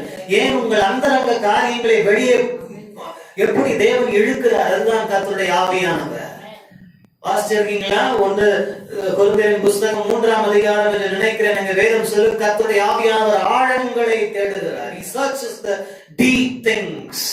ஆழங்களை ஆராய்ந்து பார்க்கிறார். அவர்தான் உன்னை பார்த்து சொல்றாரு, வருங்காலத்துல நீ எப்படி நடக்கணும், உன் எதிர்ப்பை நீ எப்படி பதிவு பண்ணணும். அதுதான் என்னுடைய வேலை. ஆனால் டீடைல்ஸ் நான் சொல்ல முடியாது. நீங்க என்ன பண்ணணும்? தேவனுடைய சமூகத்திலே கேளுங்கள், விழிப்பாய் கேளுங்க. யாரும் யாருக்கும் சொல்லிக் கொடுக்க வேண்டிய அவசியம் இல்லைங்க. அதனாலதான் நான் சொல்லிக் கொடுக்க மாட்டேன்னு சொல்றேன். நான் செய்கிறது ஸ்கிரிப்சரல். 1 யோவான் 2ஆம் அதிகாரம் 27ஆம் வசனம் சொல்லுகிறது, ஒருவன் உங்களுக்கு போதிக்க வேண்டிய அவசியம் இல்லை, கர்த்தருடைய ஆவியான அபிஷேகம் உங்களை போதிக்கும். அப்படின்னா என்ன? இந்த போதனையை பத்தி பேசல, இப்படி போதிக்க யாரும் தேவையில்லைன்னு சொல்லல. ஒவ்வொரு விஷயமும் இது என்ன பண்ணும், அது என்ன பண்ணும் ஒருத்தர் உங்களுக்கு சொல்லிக் கொடுக்க வேண்டிய அவசியம் இல்லை. ஏன்னா கர்த்தருடைய அபிஷேகம் உங்கள் மேல் இருந்து உங்களை போதிக்கும். அப்ப வருங்காலத்துல நீங்க என்ன நடவடிக்கை எடுக்கணும் என்பதை, யாருக்கு எதிராக எடுக்க வேண்டும் என்பதை கர்த்தருடைய அபிஷேகம் உங்கள் மேல் இருந்து போதித்து உங்களை நடத்தும். ஹல்லேலூயா. போதும், அதுக்கு மேல நாங்க கூட இருக்க விரும்பல. 17ஆம் வசனம். நீங்க அப்படி செய்யும் பொழுது 17ஆம் வசனம், இந்த யுத்தத்தை பண்ணுகிறவர்கள் நீங்கள் அல்ல, இந்த யுத்தத்தை பண்ணுகிறவர்கள் நீங்கள் அல்ல, யூதா மனுஷரே, யூதா மனுஷரே, எருசலேம் ஜனங்களே, கொசவாக்க கூட்டத்தாரே, நீங்கள் தரித்து நின்று, சென்னை வாசிகளே, தமிழகமே தரித்து நின்று, கர்த்தர் உங்களுக்கு செய்யும் ரட்சிப்பை பாருங்கள். கர்த்தர் செய்யும் ரட்சிப்பை பாருங்க. ரட்சிப்பை பார்க்கணும். ரொம்ப சந்தோஷம். ரட்சிப்பு என்பது வெறும் விடுதலை, வெறும் அது மாத்திரம் அல்லங்க. ரட்சிப்பு நான் பல தடவை சொல்லி இருக்கிறேன். This term salvation in Greek and Hebrew is very deep. நாம ரட்சிப்புன்னு சொல்லுறது வெறும் பாவ மன்னிப்பையும் ஏதோ ஒரு இக்கட்ல மாட்டிக்கிட்டா ஆண்டவர் தப்புவிக்கிறதையும் தான் நம்ம நினைத்து கொண்டிருக்கிறோம். ஆனால் கிரேக்க மொழியிலே சால்வேஷன் என்று சொல்வது சுகம், விடுதலை, ஆரோக்கியம், செழிப்பு, வளமை, ஜெயம், வெற்றி எல்லாவற்றையும் உள்ளடக்கின இன்க்ளூசிவ் டர்ம். அப்ப நான் ரட்சிப்பை காண்போம்னு சொல்லும் போது இதெல்லாம் உள்ள இருக்குது. அப்ப நாளைய தினத்துல நீங்க எதிராய் புறப்பட்டு போகும் பொழுது யுத்தத்தை செய்கிறவர்கள் நீங்கள் அல்ல. ஆனா விரோதமா போக சொல்றாரு, எதிர்த்து போக சொல்றாரு. எப்படி போக சொல்றாரு? பட்டயத்தையும் ஈட்டியும் எடுத்துட்டு போக சொல்ல, விசுவாசத்துல போ அப்படின்னு சொல்றாரு. எங்க போகணும், யாருக்கு எதிராக போகணும்னு கத்து சொல்றாரு. எல்லாம் சொல்லிட்டு அவர் சொல்ல, நீ போறத போ, செய்யறத நான் செய்யறேன். வேற விதத்துல சொல்லணும்னா முடிவை நான் தரேன். ஹல்லேலூயா. சீட்டு மடியிலே போடப்படும், காரிய சித்தியோ கர்த்தராக. இதை விட தெளிவா பேச முடியாது. சீட்டு எங்க போட, சீட்டு மடியிலே போடப்படும், காரிய சித்தியோ கர்த்தராக. அப்போ பரிசுத்த ஆவியானவர்களோடு கூட பேசட்டும், இடம் கொடுங்க, அவருக்கு இடம் கொடுங்க. இதெல்லாம் சொல்லுவாரா? இதெல்லாம் தாங்க ஆண்டவருக்கு பிரியமான விஷயம். நம்ம தேவனை, he is not only a god of big things, he is a god of small things. பெரிய விஷயங்களுக்கு மாத்திரம் இல்லைங்க, சின்ன சின்ன விஷயங்களுக்கு எல்லாம் அவர் இன்வால்வ் ஆகணும்னு பாக்குறாரு. ஆனா நம்ம பல நேரங்களில் இடம் கொடுக்கறது இல்ல. நீங்க நெக்ஸ்ட் டைம் ஜெபம் பண்ணுங்க, நீங்க நெக்ஸ்ட் டைம் கேளுங்க, ஆண்டவரே இந்த விஷயத்தை குறித்து என்ன பண்ணணும். உடனடியா நமக்கு ஓ மாயா இப்படி பண்ணு, யாரும் இல்ல ஏதோ ஒரு பேர் வந்துச்சு டக்குன்னு சொன்ன பிரியா இப்படி பண்ணுன்னு அப்படி வர அது குரல். நம்ம பிரச்சனை என்னன்னா அப்படிதான் எதிர்பார்க்கிறோம். அதுதான் கிடையாது. அவர் மெல்லிய சத்தம். ஒருவேளை ஜெபிக்கும் பொழுது உடனடியா பதில் வராம இருக்கலாம். பல நேரங்கள் நீங்க ஜெபித்து முடித்துட்டு நீங்க அதை மறந்து எங்கேயாவது ஏதாவது வேலை செஞ்சுட்டு இருக்கும் போது நீ என்ன பண்ணணும்னு உள்ள இருந்து ஒரு சத்தம் சொல்லிக்கும் பாருங்க. அப்ப தெரியும். நாம அப்ப என்ன நினைச்சுக்கோப்பா, நான் என்ன ஸ்மார்ட் பாரியா, எவ்வளவு புத்திசாலி. இப்ப யாருக்குமே தெரியல என்ன பண்றதுன்னு. எனக்கு பாரு என்ன மாதிரி ஐடியா வச்சு, உனக்கு வரல, உனக்குள் இருக்கிற ஆவியானவரை போதித்து நடத்துகிற. நாம என்ன நினைச்சுக்கிறோம், நமக்குள்ள இருந்து வர நல்லது நம்ம ஐடியா நினைச்சுக்கிறோம். இல்ல, பரிசுத்த ஆவியானவர் பேசுகிறார். நீ அதை வேதத்தோடு ஒத்து பார்க்கும் பொழுது புரியும். சில விஷயங்கள் ஒத்து வராத போது அது கர்த்தருடைய ஆவியானவர் அல்ல என்பதையும் நாம் தெரிந்து கொள்றோம். அது பிசாசான விதைக்கும் பதர். பரிசுத்த ஆவியானவரோடு பேசுவாராக. புறப்பட்டு போ, செட் யுவர்செல்ஃப், ஸ்டாண்ட் ஸ்டில். அடுத்த ஆலோசனை அதுதான். இந்த பேட்டில் இருந்து பவுண்டிக்கு போகணும்னா, யுத்த களத்தில் இருந்து திரட்சிக்கு போகணும்னா ஸ்டாண்ட் ஸ்டில். ஐயோ, அதுதான் ரொம்ப கஷ்டம் இல்லையா? வேதாகமத்துல நம்ம எல்லாருக்குமே பிடிக்காத ஒரு சில வார்த்தை இருக்குது. அமர்ந்திரு, தரித்திரு, பொறுத்திரு, காத்திரு. இதெல்லாம் ரொம்ப டெட்லி. B still. நம்மளால கொஞ்ச நேரம் சும்மாவே இருக்க முடியாது இல்லையா? சொல்லுவோம், கொஞ்ச நேரம் கைய காலை வச்சுட்டு சும்மா இருக்கு. நம்மளால கொஞ்ச நேரம் இருக்க முடியாது. சின்ன பிள்ளைங்களை கூட பாருங்க, கொஞ்ச நேரம் சும்மா இருக்க முடியாது. எதையாவது நம்மளே சொல்லணும், நான் சும்மா இருந்தா கூட என் வாய் சும்மா இருக்காது இல்லையா? சில நேரத்துல கையும் காலும் சும்மா இருந்தா கூட இந்த வாய் இருக்குது பாருங்க, நம்ம வாய், ஐயோ இயேசுவே இல்லையா? இதுதான் எல்லாத்துக்கும் பிரச்சனை, எல்லாத்தையும் கொளுத்தி போடுறதே இதுதான். நான் சொல்ல, யாக்கோபு சொல்ற, சிறு அவயம் நாவு, ஆனா அது ஒரு காட்டையே கொளுத்திடுது இல்லையா? ஆனா கத்த சொல்ல, சும்மா இது என்ன பண்ணு, சும்மா இது, ஸ்டாண்ட் ஸ்டில். சங்கீதம் 46:10, அமர்ந்து இருந்து நானே தேவன் என்று அறிந்து கொள்ளுங்க, பரிசுத்த ஆவியானவர் உனக்கு காண்பிப்பார். அப்படின்னா இது இஸ் நாட் ப்ரமோட்டிங் லேசினஸ் இல்லையா? இது சோம்பேறித்தனத்தை தேவன் அங்கே ஆதரிக்கவில்லை. அமர்ந்திருத்தல் என்பது தேவனுடைய கிரியையை செய்வதுதான். எப்படி அதுக்கு மேல புரிய வைக்க முடியாது. அதாவது இப்படி எடுத்துக்கலாம். நீங்க ஆண்டவரே நான் என்ன பண்ணணும் கேக்குறீங்க, சரிங்களா? கேக்குறீங்களா இல்லையா? சரி, ஆண்டவரே என்ன பண்ணணும் கேக்குறீங்க. நீ என்ன பண்ணணும்னு சொல்ற, என்ன சொல்றாரு? சும்மா இருன்றாரு. அப்ப சும்மா இருக்கிறது என்ன அர்த்தம்? அவ சொல்றத கரெக்ட். அப்ப சும்மா இருக்கிறது கூட அவருடைய செயல்களை செய்வதற்கு தான் அர்த்தம். நாம பல நேரங்களில் புரிந்துக்கிறது இல்லை. சும்மா இருக்கிறது எப்படிங்க ஏதாவது செய்யறதுக்கு அர்த்தமாகும்? நாமளா சும்மா இருந்தா அது வேற விஷயம்.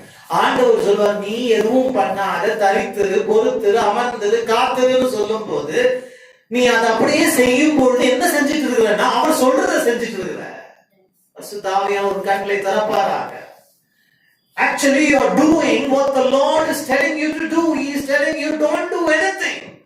Doing nothing under his instruction is also fulfilling his will.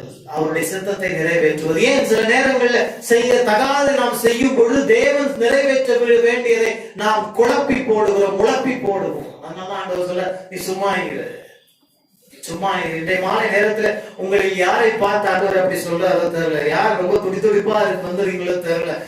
ஏதாவது பண்ணிடுறோம் பாரு, ஏதாவது ஆக்கிடுறோம் பாரு, ஏதாவது பண்ணிடுறோம் பாரு. ஆண்டவர் சொல்ல, சும்மா இரு, நீ சும்மா இரு, நான் முடிச்சிடுறேன், நீ முடிக்க முடியாது, நீ சும்மா இரு, நீ அமர்ந்து நான் செய்ய போகும் மகா பெரிய ரட்சிப்பை நீ காணும்படி என்ன பண்ண, அமர்ந்து நாளைய தினம் அவர்களுக்கு எதிராய் புறப்பட்டு போ. திரும்பவும் சொல்றார் 17ஆம் வசனத்தில், கர்த்தர் உன்னோடு கூட இருப்பார். ஹல்லேலூயா. இந்த யுத்த களமான ஒரு வாழ்க்கை பாதையிலே கர்த்தர் நம்மோடு கூட இருக்கிறார். யாரோடு இருப்பாரு? அவருடைய சொற்படி செய்கிறவர்களோடு இருப்பாரு. அவர் சொல்ல என்ன சொல்லுதுன்னா, சும்மா இரு.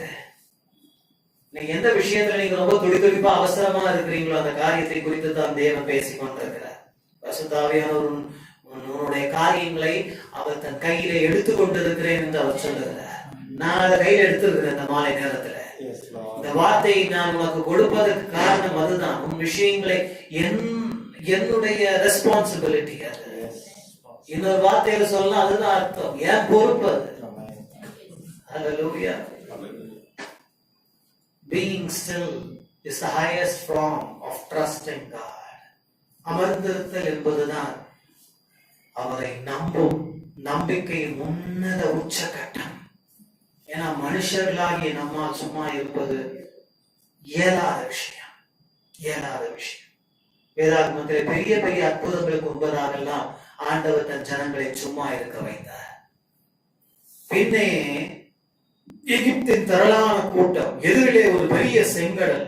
கர்த்தர் மோசேயை பார்த்து சொன்னார், தரித்திரு, நான் செய்யும் ரட்சிப்பை நாளை தினத்திலே காண்பார். என்ன நடந்தது? அங்கே மனுஷ மூளைக்கு எட்டாத விஷயத்தை, கற்பனை பண்ணி பார்க்க முடியாத காரியத்தை கர்த்தர் செய்தார். இன்றைக்கு நாமும் கூட முன்னும் பின்னும் சுற்றியும் நெருக்கப்பட்டு இருக்கும் காலத்திலே என்ன செய்வது என்று தெரியாமல் திகைத்து இருக்கும் பொழுது கர்த்தர் சொல்லுகிறார், தரித்திரு. என்ன அர்த்தம்? தரித்திரு என்பது சும்மா உட்காருவது மாத்திரம் இல்லைங்க. சில நேரங்கள்ல உங்களுடைய மனதையும் என்ன பண்ண சொல்லுறார் ஆண்டவர்? சும்மா இருக்க சொல்றார். மனதையும் அமைதிப்படுத்த சொல்லுறார். பரிசுத்த ஆவியானவர் உன்னோடு பேசுவாராங்க. எத்தனை நேரங்கள் நம்ம சும்மா உட்கார்ந்து இருக்கணும், மனசு சும்மா இருக்காது. பாத்துருக்கீங்களா? வாயை போய் காட்டினோம் இல்லையா, மாஸ்க் போட்டு. ஆனா மனசு பாருங்களேன், அலைப்பாஞ்சிக்கிட்டே இருக்கு. இப்போ கூட நிறைய பேருக்கு அப்படிதான் அலைப்பாஞ்சிக்கிட்டே இருக்கும். டைம் ஆகிட்டே இருக்குது, எப்ப முடிப்பாரு இல்லையா? சீக்கிரம் முடிச்சா நல்லா இருக்குமே, எங்கேயோ போயிடும். ஆனா கர்த்தர் சொல்றார், அமைதலாகிற, அமர்ந்திர.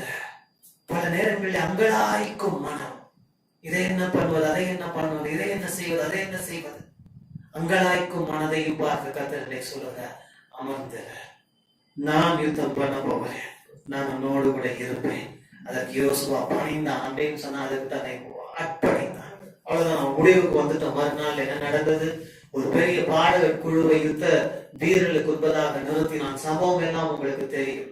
கர்த்தரை துதிக்கும் துதி, கர்த்தரை உயர்த்தும் ஆராதனை அங்கே நடந்தது. அதன் நிமித்தமாக பெரிய ரட்சிப்பு வந்தது. நாம் அதெல்லாம் பார்த்துட்டோம். ஜனங்களை தேவன் ரட்சித்தார். யுத்தம் பண்ணாமலேயே தேவன் ஜனங்களுக்கு வெற்றியை கொடுத்தார். ஹல்லேலூயா. எப்படி வெற்றியை கொடுத்தார் தெரியுங்களா? எப்படி வெற்றியை கொடுத்தார் தெரியுங்களா? எத்தனை பேர் தெரிஞ்சுக்க விரும்புறீங்க? அது ரொம்ப முக்கியமானது. இன்னைக்கு நாம திரும்பவும் சொல்றேன், கோடிட்டு காண்பிக்க விரும்புகிறேன். நமக்கு ஆண்டவர் எப்படி வெற்றி கொடுக்க போறாரு தெரியுமா? நம்ம பர்சனல் லைஃப்ல, நம்முடைய அபிஷியல் லைஃப் மாத்திரமல்ல, நம்முடைய இந்த உலக வாழ்க்கையில எப்படி வெற்றி கொடுக்க போறாரு தெரியுமா? 23 வாசிங்கள வாசிச்சா நிச்சயமா புரியாதவர்கள் கூட புரிஞ்சிடும். வாசிங்க.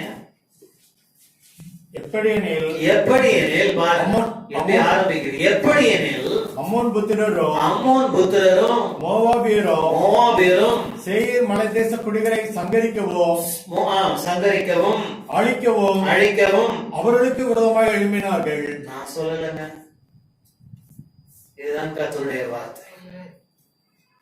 அவர்களுக்கு விரோதமாய் எழுப்பினார்கள். சேயீர் குடிகளை அழித்து தீர்ந்த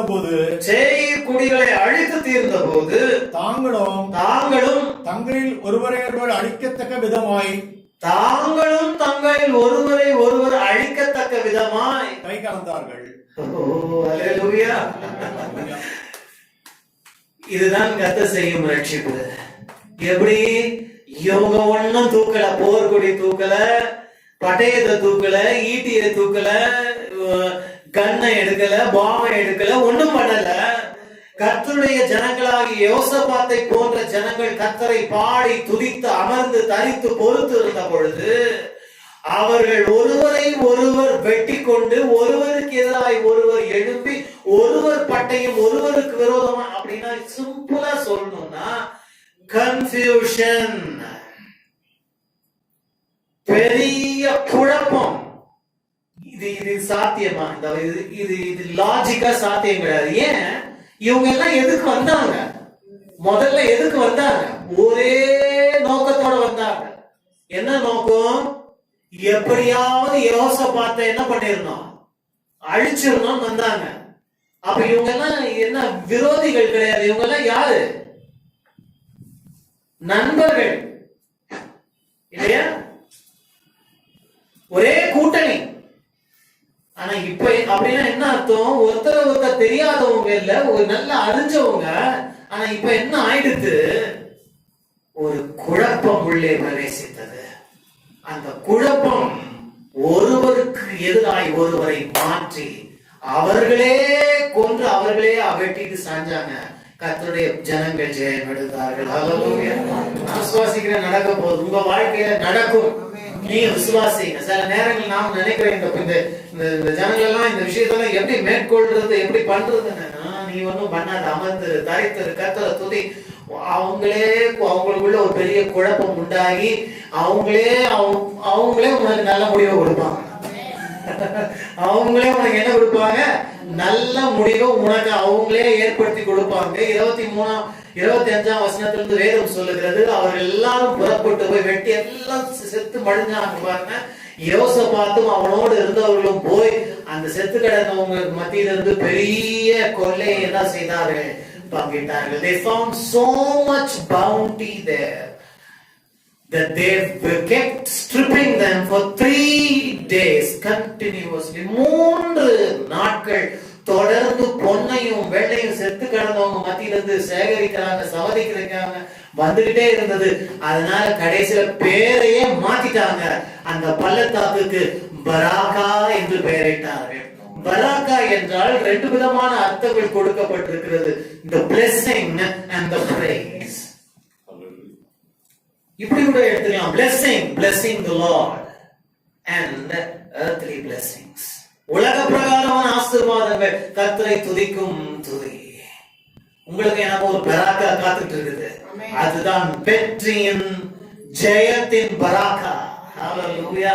அந்த உன் யுத்தம், உன்னுடைய என்னுடைய பட்டயம், உன்னுடைய யுக்தி சக்தி இதுக்கெல்லாம் அங்க ஒண்ணுமே கிடையாது. கர்த்தர் தான் செய்ய போறார். அந்த யுத்தத்தை நான் நடப்பிப்பேன், ஜெயத்தை உனக்கு தருவேன். அது எப்படி இருக்க போதான்? பராக்காவை போல 3 நாட்கள் செலிப்ரேஷன். ஹalleluya. 3 நாட்கள் வெற்றியின் கொண்டாட்டம் உங்க வாழ்க்கையில வரப்போகுது. விசுவாசி 3 நாள் செலிப்ரேட் பண்ண போறீங்கன்னு நம்புங்களேன். நம்பிக்கையில ஒண்ணும் பிரச்சனை இல்லை. எதையோ நம்புறோம் இல்லையா? 100 ரூபாய் போட 1000 ரூபாய் வரும்னா நம்புறோம். அது நடக்காதுன்னு தெரிஞ்சோ நம்புறோம். ஆனா இது கர்த்தருடைய வார்த்தைங்க. இது அப்படி மாயாஜாலம் மந்திரம் எல்லாம் கிடையாது. ஆனா இது ஈக்குவேஷன் ஃபார்முலா எல்லாம் கிடையாது. எப்படி நடக்கும்லாம் கிடையாது. இது வார்த்தை சொல்லுது, அதனால நான் நம்புறேன். அவங்களுக்கு அப்படி நடக்கும்னா நேற்றும் இன்றும் என்று மாறாதவராக இருக்கிறார். எனக்கும் 3 நாள் வெற்றி கொண்டாட்டத்தை தேவன் தர வல்லவராக இருக்கிறார். நம்புவோமே. நம்பிக்கையிலே உறுதியாக என்று கர்த்தர் வார்த்தை சொல்லுது இல்லை. இதை நம்புவோம். செலிப்ரேஷன் ஆண்டவரே செலிப்ரேட் பண்ணி ரொம்ப நாள் ஆகுது. செலிப்ரேஷனை கொடுக்கதான் போறீர். ஆனா ஒரு நாள் இல்ல, 2 நாள் இல்ல, 3 நாட்கள் கொள்ளை. Bountiful blessing. They went from battleground to bountiful. Bounty. அவ்வளவு தரலான காரியத்தை தேவன் உனக்காகவும் எனக்காகவும் வைத்திருக்கிறார். நாம் ஜெபிப்போமா? Thank you Jesus. Hallelujah. நன்றி ஆண்டவரே, நன்றியோடு துதிக்கிறோம், ஸ்தோத்திரிக்கிறோம். எழுப்பி இந்த பாடுவோமா? யெகோவா நிசி, யெகோவா நிசி. Hallelujah. யெகோவா நிசி, யெகோவா நிசி, யெகோவா நிசி, யெகோவா நிசி, யெகோவா நிசி, யெகோவா நிசி. என்று பாடுவோம் எங்கள் கோடி வெற்றி கோடியே.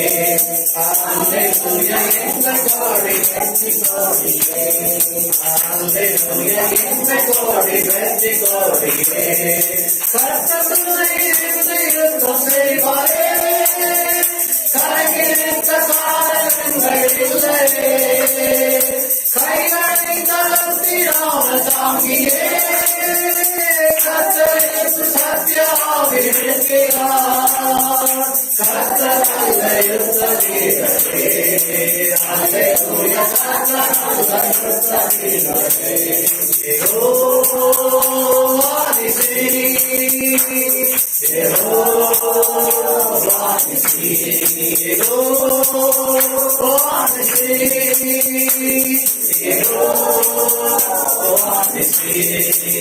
யெகோவா நிசி, யெகோவா நிசி.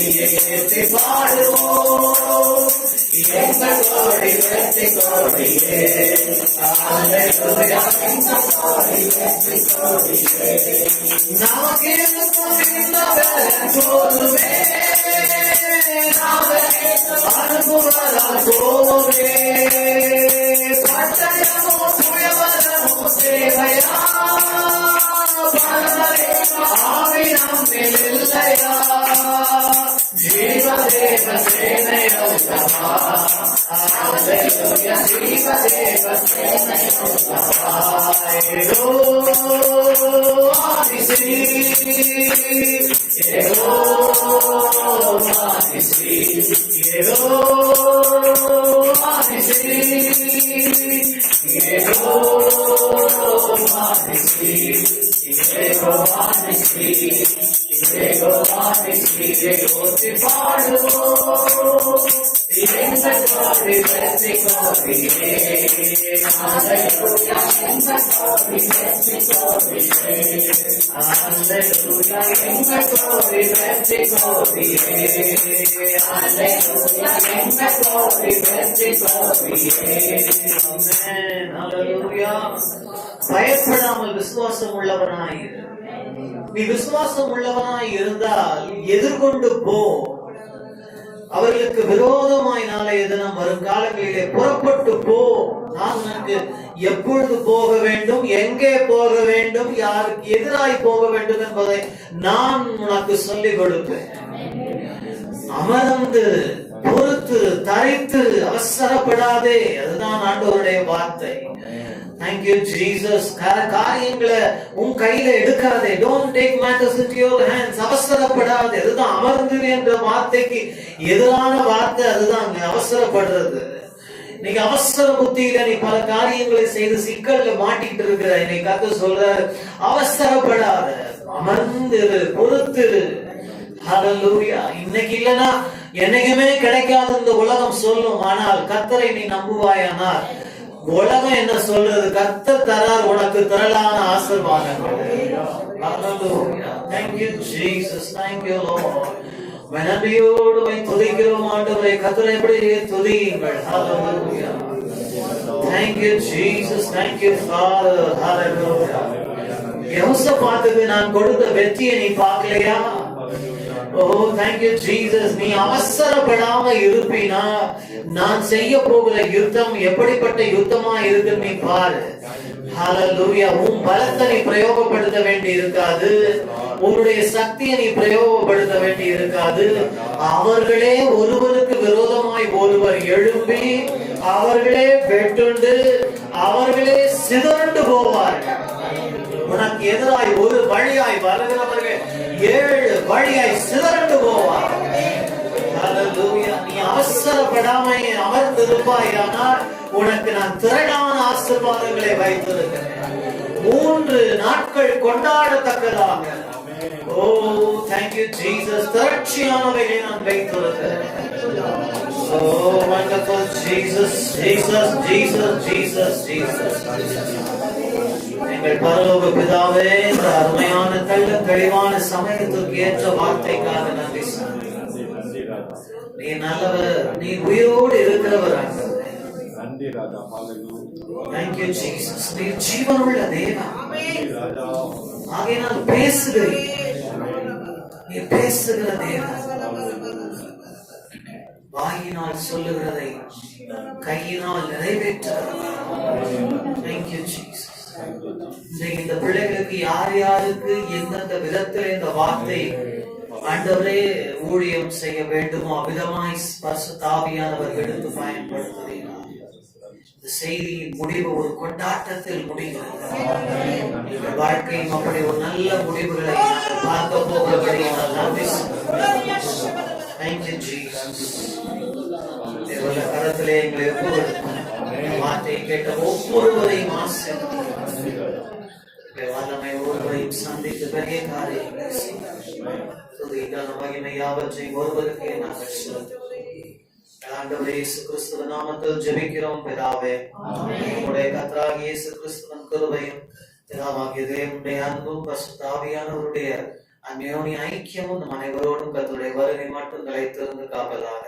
ஆமென். ஆமென். God bless you. God be with you. Good Friday அன்னைக்கு நமக்கு வழக்கம் போல இதே இடத்துல சர்வீஸ் இருக்கும். Communion service